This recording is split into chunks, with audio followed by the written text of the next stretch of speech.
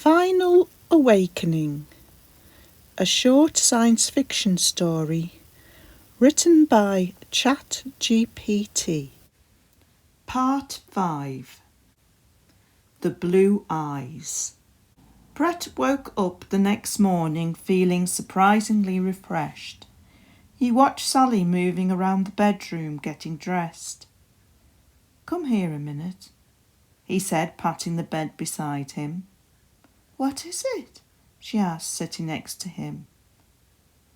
"Sally, I have something I need to ask you," he said, turning to face her. "Of course, Brett. What's on your mind?" "Why is Floor 3 a replica of my hometown?"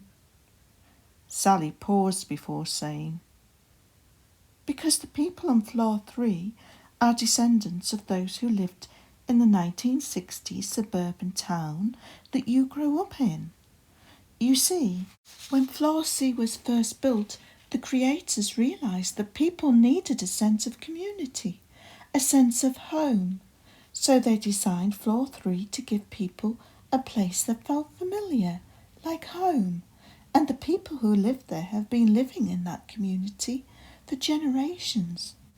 "Sally, do you really expect me to believe that it just so happens to be the same town and time I grew up in?" Sally looked hurt. "Brett, it's the truth. I wouldn't lie to you." "Do you take me for a complete idiot?" he asked, voice rising. "Why are you lying to me?" "I'm not making it up, Brett," she replied, her voice beginning to tremble. "Why would I lie about something like this?" "I wish I knew." Brett stood up abruptly, pulling on his clothes. "It makes no sense," he said, frustration and anger seeping into his voice. "I care about you so much, Brett," she said, standing up from the bed, her eyes pleading with him to trust her. "I know it's hard to believe, but please don't think that I'm lying to you. I would never do that." He turned towards her, his voice cold. "Just cut the crap, Sally. You're in on this, aren't you?" Brett couldn't believe that he had been so blind, so naive. The moments they'd shared together suddenly felt tainted, like they were all part of some elaborate game.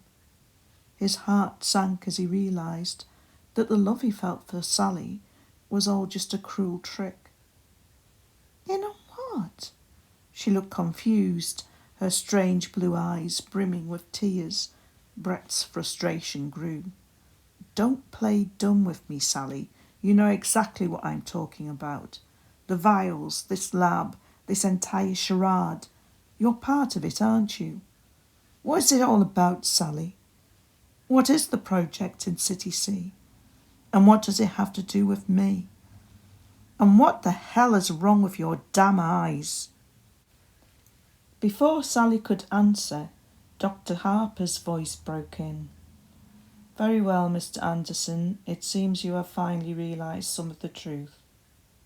Brett turned to see Dr. Harper standing in the doorway, her face as expressionless as her voice. Turning back to Sally, to his amazement, he found her completely motionless, as if frozen, lifeless. "What have you done to her?" He turned back to face the doctor, horror in his voice. Dr. Harper looked back at Brett with the same expressionless face, replying in a monotone, "I haven't done anything to her, Mr. Anderson. The unit is simply no longer being animated." Brett felt a chill run down his spine at the doctor's words. "What do you mean?" he asked, his voice shaking. "I mean that Sally is not human, Mr. Anderson. She is a machine, an android." Brett felt his mind reel with the realisation. Sally was not a human being, but an artificial creation. He had fallen in love with a machine, a creation of City C's sick experiments. "Her eyes," he said softly. Dr. Harper nodded, The colour of eyes is due to the technology I use in creating the androids. It enhances visual acuity, allowing a wider range of colours to be seen. Brett felt a sense of shock wash over him. They're all machines, he whispered. He felt a chill run down his spine as he looked into the doctor's unnaturally blue eyes. In a moment of clarity, he realised something that sent him reeling.